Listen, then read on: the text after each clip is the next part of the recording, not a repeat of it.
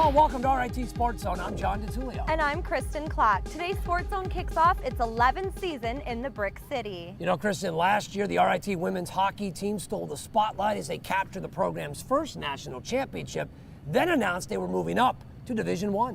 With a new era in women's sports upon us, Sports Zone went behind the scenes with Scott McDonald's group to document their journey through preseason, culminating with their highly anticipated Division I debut.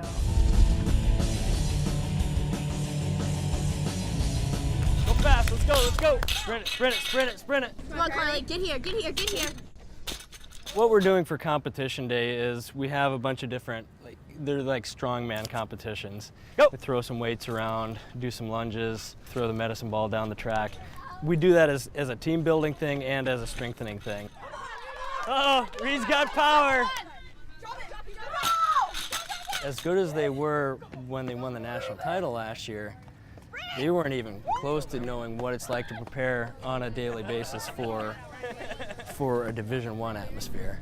So we had some strong words from time to time on our intensity level, our compete level. And you know, to their credit, they responded really, really well. Good. Yeah, it's right about a minute a person. So this is like a minute of sprint shift. From when we were a D3 team, workouts are very different.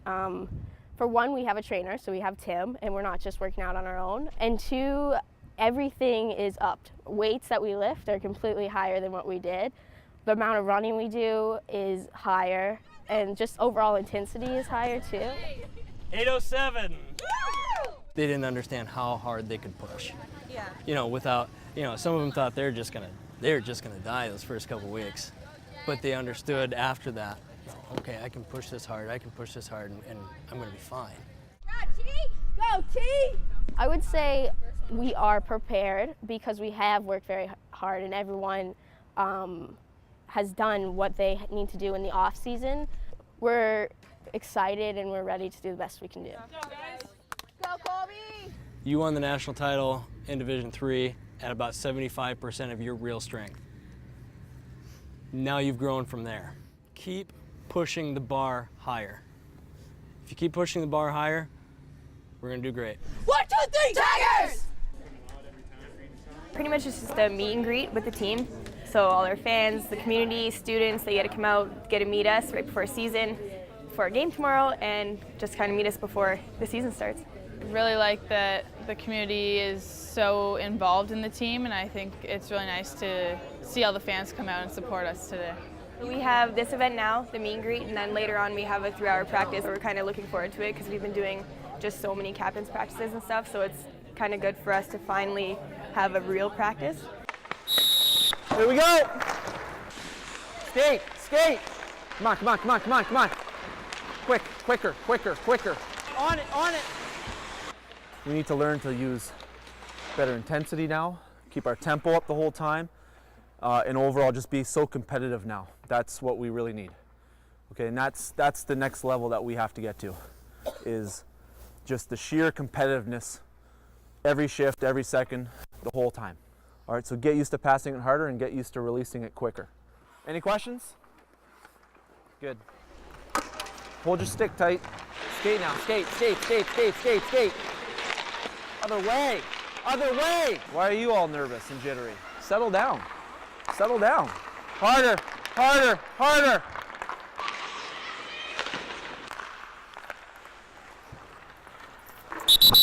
Come here, all of you, down here. Get on the line.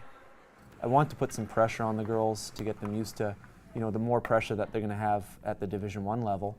I thought we should have been sharper, a little bit more focused, especially the first practice. We've been on the ice practicing, somewhat practicing, and already there's pucks everywhere. So we'll get warmed up by just skating. We'll take the pucks out of the equation so you guys can get into it. Orange and white, go, down and back. And we've had numerous sessions of just working on skill stuff, you know, passing and receiving. And so that was the last thing I expected to be off today. Half of you already look tired. Line up on the opposite sides now, do the same drill. Let's actually make a pass this time. I wanted more tempo, and that was really the only thing. There's nothing new that we're learning that's, you know, mind-blowingly different at the Division I level. It's just trying to enforce the tempo and the speed is going to be different. You know, the time and space will be different, and just the execution of plays has to be a lot better now. Catch the pass! I don't think we're a Division I team right now. We haven't played a game yet, and until we get that first game under our belt, then we're Division III. So this is something that it'll be great for us, you know, to see this on film of what we're up against. This is from Saturday afternoon. They're playing Stony Creek. It's a little nerve-wracking to play Mercyhurst next weekend just because, you know, they are known for, like, to be a really good team.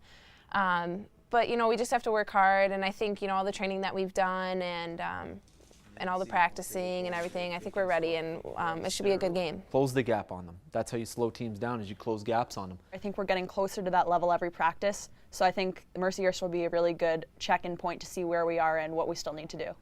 It's great for us to play the upper echelon Division I teams because it'll give us a very clear idea of what the level really is. They're the cream of the crop of the CHA conference, and if we want to win a championship in this league, then we have to play through them. You know, you have to be able to beat them all the time, not 1 out of 4 games. It's got to be all the time. Let's get up in their face. Let's not blink. Let's just freaking pound them into the boards. Take a couple shots at them, all right? And let them know that they're in for a game this weekend, okay?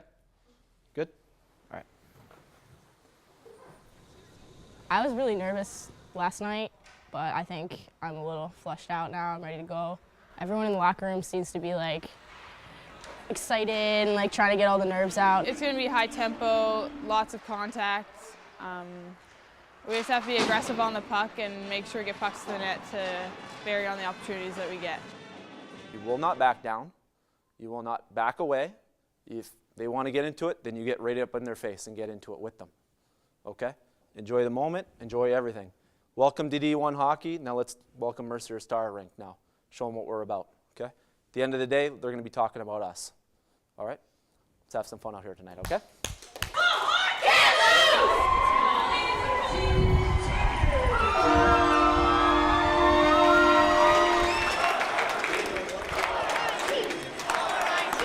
Hey, good, bad, and the ugly, we do it together, okay? Yeah. Keep your heads on straight, you go together the whole time, all right?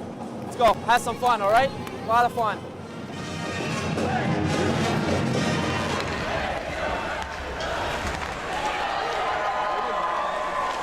Right off the bat. Seconds into this game. At least we're still got a lot of hockey to play. Now let's see what kind of bite we really have now, okay? How do you respond to this?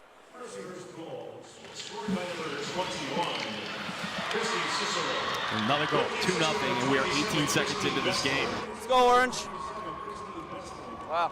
The first 2 goals were a major wake-up call, especially for me. I was on the ice for the 2 goals, and the first one, it was just like, wow, what just happened? And then, you know, we got ready and we were like, okay, we're not gonna let this happen again. And it was like, wow, it happened again.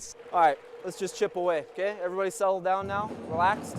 First period, that wasn't our team. You know, that was clearly, I thought nerves were involved.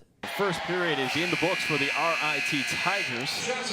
Mercyhurst comes out, they got a 4-0 lead after 1. Take the first 20 seconds out, and honest to God, it's a good game.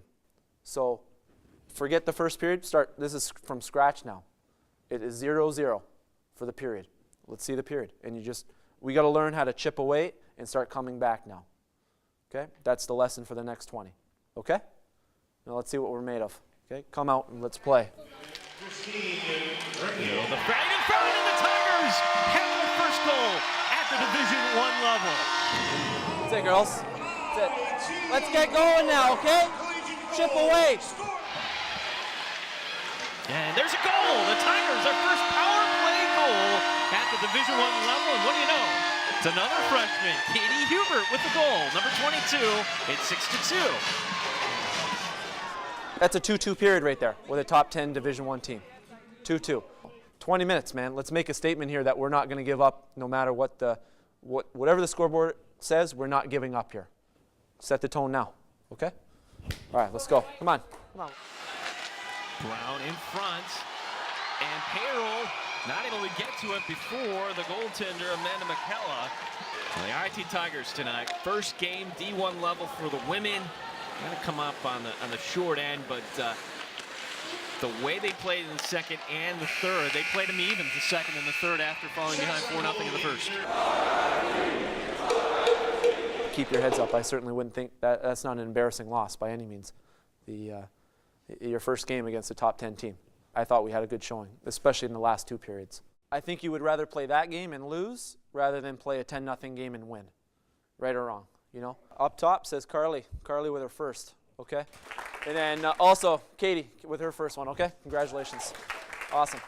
Overall, I was actually pleased how we finished. Give us about 5-6 more games to get that pace down. And then we'll see, you know, by Thanksgiving time, I think then you're truly a D1 team when you have a number of games under your belt. Don't forget that RIT SportsZone is your home for women's hockey this season. Our next broadcast comes up on Saturday, November 10th, when the Tigers host Syracuse at Ritter Arena. Coverage begins at 2 o'clock. You can find our complete women's hockey broadcast schedule right now on our website, ritsz.com.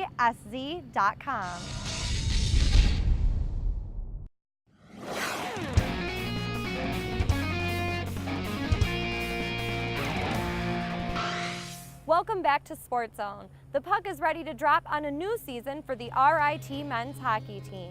Melissa Bromley caught up with the head coach of the Tigers for a preview.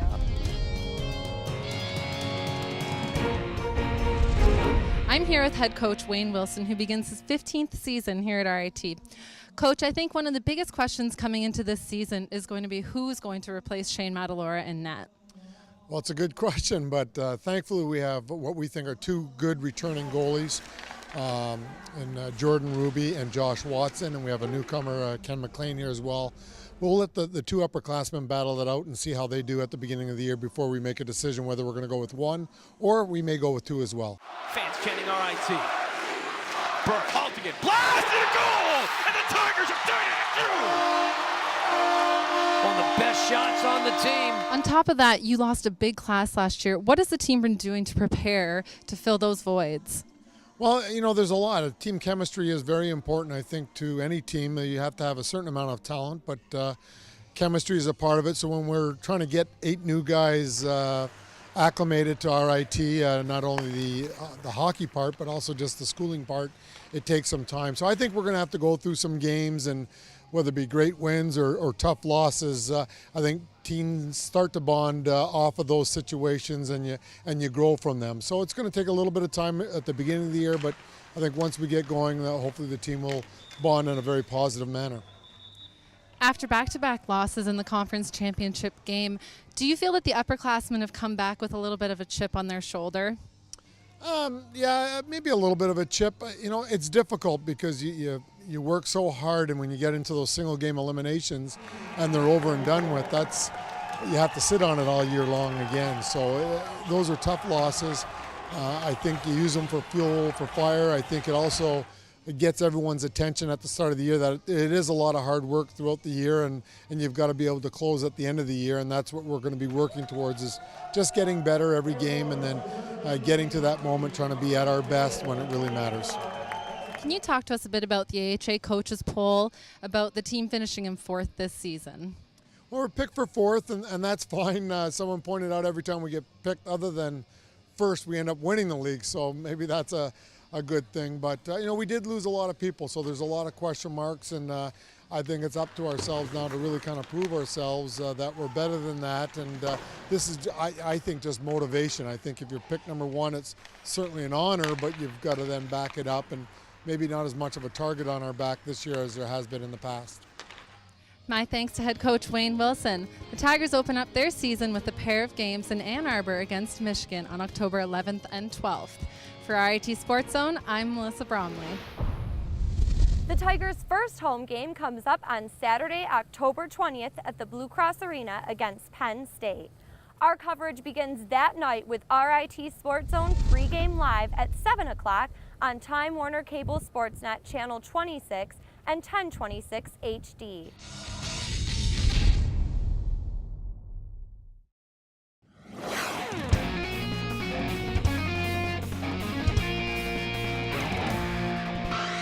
Unless you're a track enthusiast, you probably have never heard of race walking. Now, it's harder than it sounds, and it's different from running in that one foot must appear in contact with the ground at all times. Now, this past summer, SportsZone's Kristen Klock caught up with an RIT senior who's become one of the best racers in the nation and now has her sights set on a trip to Rio in 2016. Rachel Zoyhovsky didn't start race walking until high school, but it didn't take long for her to become a natural. I started race walking in high school because I was a downhill ski racer and I wanted to stay in shape for skiing. And I had never run track before, I'd never pursued a running career, and I just kind of saw a bunch of girls doing it out on the track one day and I thought, oh, that looks like fun, maybe I'll give it a shot. So some of the older girls took me out and they showed me the rules and what I had to do to stay within proper form, and I just kind of picked it up naturally and went from there. Was there a moment when you realized, like, oh, I'm pretty good at this? Actually, it was my very first race. I ended up getting the freshman record, and my coach pulled me aside after the race and said, oh, you got a knack for this. We're going to make you do this for the rest of the season. So I didn't know any better, so I said, okay, we'll do this. Rachel continued to blossom when she arrived at RIT. She improved so much that last year her coaches decided she should skip her junior season to focus on her ultimate goal. It was early last year. My coach here, Dave Worth and Dave Stevens, and I decided that I would redshirt this entire cross-country and track season to try and qualify for the U.S. Olympic trials.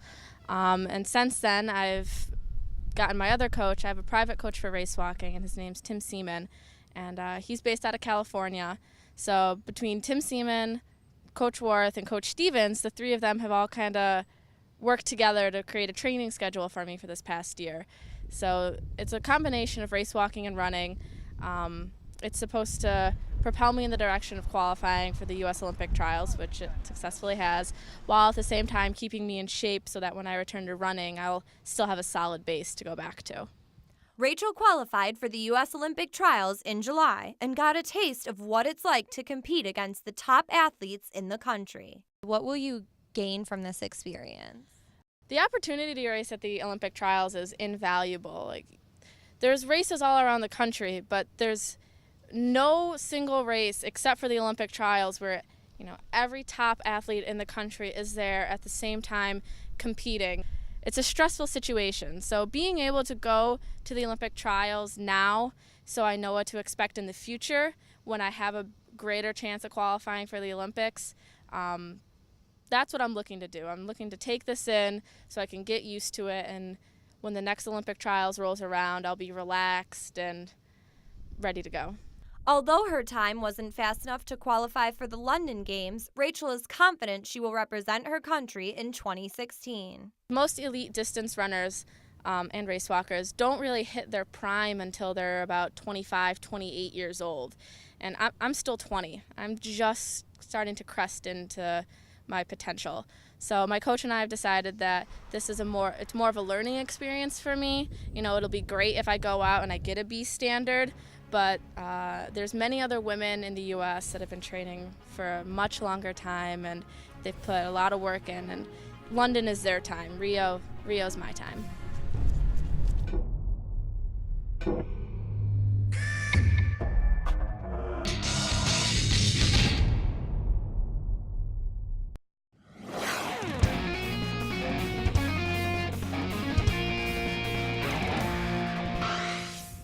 Hillside Family of Agencies is one of the oldest nonprofit human service organizations in Western New York. They assisted over 12,000 families in our area last year. As Courtney Tennant reports, there was much more on the line than usual as RIT and the University of Rochester renewed their rivalry on the pitch.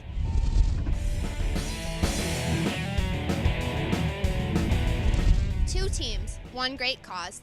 On the 11th anniversary of September 11th, the inaugural Hillside Community Shield brought together the crosstown rivalry of RIT and U of R and Hillside Family Agencies. How did the idea of the Community Shield come about? Well, I'm one of those people who's been in this community for a long time playing soccer. I love the game of soccer. I work at Hillside. I thought about how many families in this community just enjoy soccer actually year-round. And the germ of an idea came after something that's done in England called the Charity Shield. Originally it was called the Charity Shield, and it was a game to support children's and family charities. So I approached first the coach at the U of R, then your coach, and they were both instantly on board with the idea, and it's gone from there. When you first heard about the event, what was your reaction?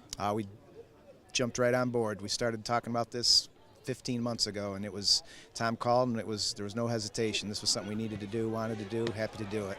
We were excited about it to bring our programs, particularly soccer, front and center, to a community that just loves soccer. It's crazy about the sport. Could you talk about your role with Hillside and the people that Hillside actually serve in our community? Hillside has been around. This is our 175th anniversary, so we've evolved from an orphanage way back in 1837 to a multi-service agency that takes care of children and families with a variety of emotional and mental health issues. We also work with kids in the urban school districts who are trying to graduate from high school. We're really a very holistic children and family service agency in all of New York State. What does an event like this mean to your agency? Well, this is really cool. This is great because this matches up a lot of what we believe in Hillside. So, for instance, we think that our youngsters need to be physically active, that generates good health, and this kind of event brings out the community, brings out two organizations that Hillside has been involved with for decades, RIT and the University of Rochester, brings us all together and generates funds for Hillside that we can use for the activities in serving our children. These are probably the two most competitive men's teams in the area, so you got to start with the best, and that's what we did. But both your schools, your administration, your alumni, have just been so good about trying to make this a big success for the community and for themselves that we can't fail. I think this is good. Division III athletics, part of what we're trying to instill in the student athletes is service and leadership. And Tom Hildebrandt, the president of Hillside Family Agencies, has pulled this together. He's a soccer fan for a long time. I appreciated the fact that our guys got to see what someone like Tom would do and the impact it can have on the community. The fact that all the proceeds from the game are going for a great cause. This is important for our guys to understand. RIT, U of R, it's a rivalry game. Do you think that the game being played on 9/11 has even more meaning? Well, I think it provides us all an opportunity to gather together as a community and to pause and reflect on what that event meant to all of us 11 years ago. Having been in the military myself, I feel very strongly about and patriotic about this whole thing, and it's an opportunity for us to celebrate, play a game on this date, and then reflect on the great things that this country means. Well, we were really very touched that the inaugural event would actually be on 9/11. We're so very grateful to those individuals who watch out for us every single day. Hillside has a special role in watching out for the children and families of our community. So that we're here tonight honoring the individuals who have watched out for all of us is also very special. The U of R captured the inaugural Community Shield with a 1-0 victory. The event raised over $10,000 for the Hillside family of agencies. Well, that does it for this edition of RIT Sports Zone. Don't forget, we're always on at RITSZ.com. And you can also stay up to date with Sports Zone by following us on Twitter and friending us on Facebook. So until next time, thanks for joining us in the zone.